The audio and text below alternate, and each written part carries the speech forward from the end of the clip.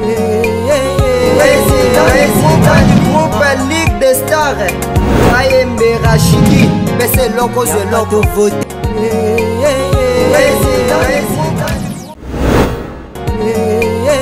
Président du groupe Ligue des Stars, c'est loco, Ozwe loco, qui est présenté par votre humble serviteur Bonchou Shopping. Aujourd'hui, je reçois pour vous un homme qui n'est pas habitué dans cette émission. C'est pour sa première fois à une émission.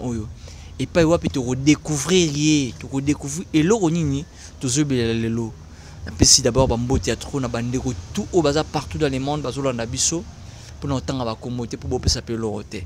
Donc, na mozindio émission lelo. Bonjour papa. Bonjour chroniqueur. Boni. Malam.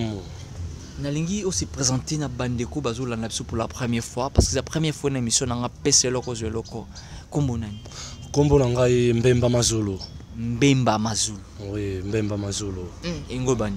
Mbo Mbemba azae bino bobengaka EPRV. Ye azalaka na likolo donc biso totalaka makambo nyonso na se biso tozalaka likolo. Yango babenga Mbemba Mazulu. Mbemba Mazulu. Mbemba Mazulu ngana ebio. Mais ça m'a dit que belé ballon na biso na minute partout dans le monde ba ebioti. Na lingo ba Mbemba Mazulu za nani osala nini, musala nuza nini.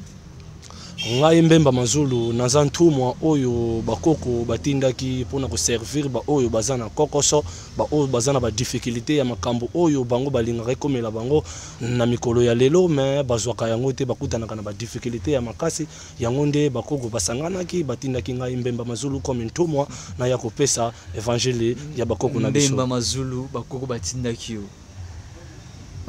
Batindi yo osala musala nini parce que misala eza belé na mokili oyo. Parce que yo musala nini oyo vumo yeli biso. Misala eza ebele mais oyo memi ngai koto na capitale province ya Kinshasa ezali moto azalaki na sida kindoki mama Fifi esika ozali tika Paul azala ngayo toti ko salisa moto oyo azalaki na sida kindoki pe esili yango nde yende alobite bokozonga ndengwana te parce que akutana na ba difficulté ya trop yango amonite elongi na bino fo ezala bomonana boleka na ba réseaux sociaux po oyo bosalelinga nano zongo te. Mbemba Mazulu. Donc ce qui te comprendre bien et loko mimi une émission oyo parce que okutana kina maman mwa zalina sida ya kindoki ne to koloba. Oui.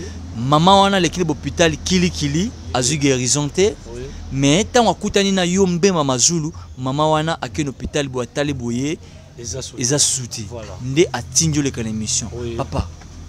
Sida ezati, maman na sida ezati. Sida ezati abengisaki bandeko na bautaki par-ci par-là parce que donc ndenge eko ya sida etambolaki na famille chokaki bango tellement po azalaki mutu moko ya mutu ya na famille na bango mais tango azwi guérison abengi bango ba akendaki na bango place asalaki test balobi sida ezasauté yango a récompenser ngai yango moni ngai na leki na biso na yo. Si je comprends bien Mbemba Mazulu azo traiter ba maladie aux spirituels. Oui, nyonso oyo eza spirituel oyo donc balemba na batambola bisika wapi ngai nde na silisaka ngo na silisaka ngo. Donc ba maladie oyo balemani na mimi nganga bakena ngo yo sang. Papa to kene musika te. Na lingi na yeba Mbemba Mazulu. Oui. Oti na province ya Congo central. Oui. Bandeko belé bazona na minute sur bakutani pena bazape na bakawana. Oui. Et loko ni no koloba na bango pe numéro no ya contact pour permettre bandeko wana bakutana na yo. Oui, makambo na kolobela bango omoni na vie tango zo vivre makambo na makambo ezalaka na solution nango. Tellement batu balelaki mingi tozo tambola mais tozo solution te. Oui, yango biso to ye to pesa bango solution oyo tu azana ba problème o libala ezate mabota ezate mobala kenda na poto a raisonna ka yesu soute o moi ça zalaka na poto abwakisa ye ngai nazo sala yango. Donc pesa son numéro de contact numéro na biso eza plus 243 plus 243 84 92 19 71 numéro Zali on appelle ça numéro pour la bango Zali plus 243 92 91 971 donc numéro ya mwana bobenga bokozwa papa TV za radio T TV eza radio T n'habité bandeko oyo bikisaki wana bien sûr aussi ba témoignage na bango te mais ngana moni bango yonde ou lekine émission pour ba to laxi bango te mais elo oni no kozo salela biso oyo pour bandeko ba mona différence entre bandeko to yamba proche ou to yamba avant yo na yo différence des années bon différence ezaka parce que ngande na yena bosolo ngai nde na yena bosolo parce que bango bayaki na lokuta mais ngai nde na yena bosolo donc yo yena bosolo soki nde wazo bela malade ozali spirituel babwakela imbasu babwakela nini nzoko babwakela epilepsie kusala nzoto donc nyonso mibali bamona kite bakima saka ba demande d'emploi babengisaka yo te.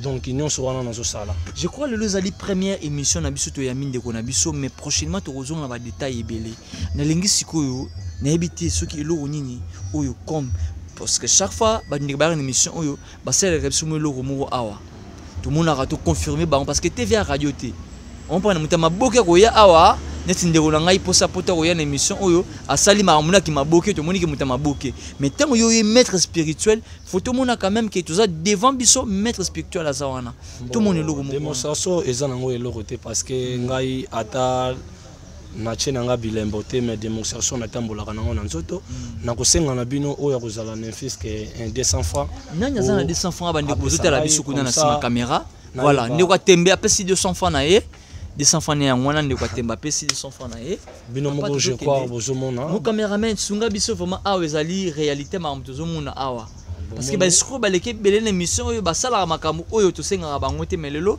to minde ko na biso mbemba mazulu akosala so makambo oyo voilà bon bino moko je crois chroniqueur ozomona zona billet ya 100 francs oza éléphant oza la donc tant que tu ne jambon ni ezala na éléphant na franc congolais ba ko biso eza 100 francs mais eza mibale na chango awa bozomona cameraman na kusunga pena okota pena na makambo pena tozo sala parce que Rachidi bankulu kota na kati ya bankulu ona tozo yoka zo sala kila bankulu diame ngeti bo kila bankulu diame mono mwana dieno mbemba mazulu luvana lusansu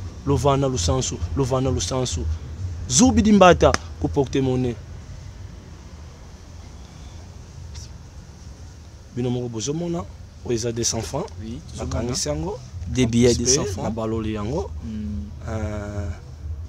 oyo ezali nini oyo nazomona aloa rouge na ebiti ezali merci oyo ezali porte-monnaie nafongoli yango nafongoli porte-monnaie mon cameraman tala kota bien na mozindo tozotala bien tozomona azofungola porte-monnaie na biso nazofungola afungoli yango botala bien na banzi ke bozomona ke eloko ezate tomoni eloko te tomoni des billets à 100 francs otie na kati azokanga monique akangi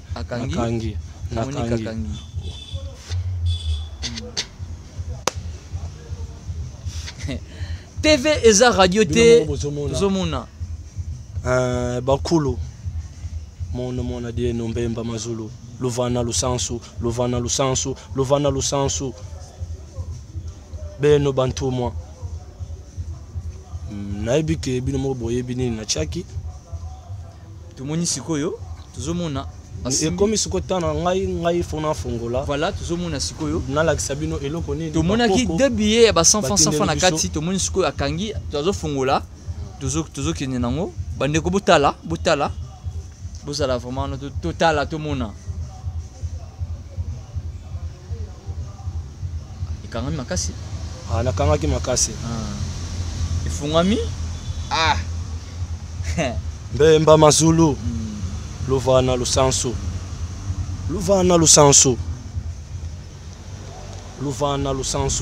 mono mbemba mazulu wetinkamba luvana lusansu